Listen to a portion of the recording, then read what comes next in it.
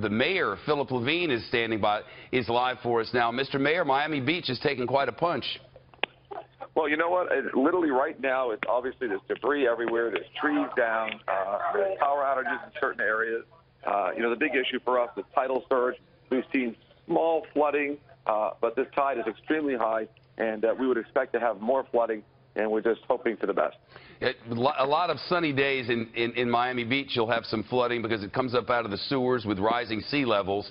I guess some degree of flooding is to be expected, but my understanding is over the next couple of hours is a real danger zone for you. Absolutely, 100%. We've been able to really arrest the sunny day flooding in the areas of our city with our pumps and our generators. Obviously, you can imagine with tidal surge, hurricane, rain, that's no match for our pumps. Our pumps will never be able to handle that, but they will be able to mitigate the after effects as much as possible. What kind of damage are you seeing around and about, Mayor Levine? We're seeing a lot of trees, a lot of branches, trees down across roads.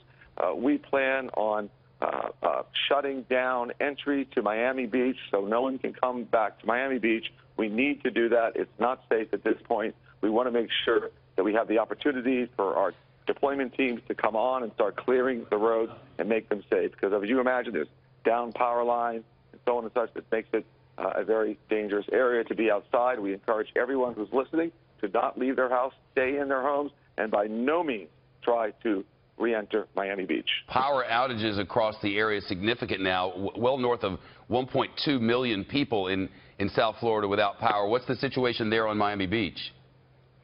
We have multiple areas that don't have power. One of the big issues, of course, is power hit Atlantic Broadband, which is the critical provider of cable to Miami Beach.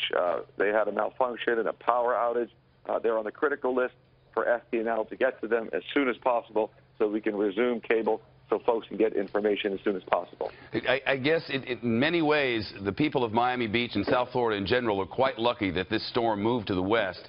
That's not, we know how awful it's going to be for Southwest Florida, but for people on the southeast coast, you're getting flooding, and it's not a good day, but it's certainly not what we feared a few days ago.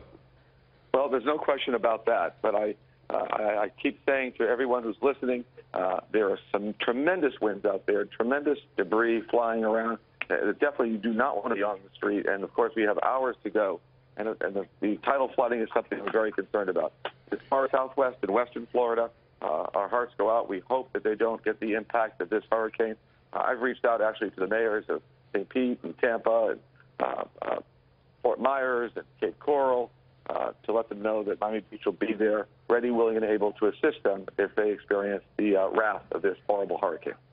Mr. Mayor, Philip Levine of Miami Beach, all the best. Hope to see you down there soon on the sunny day. Thank you very much.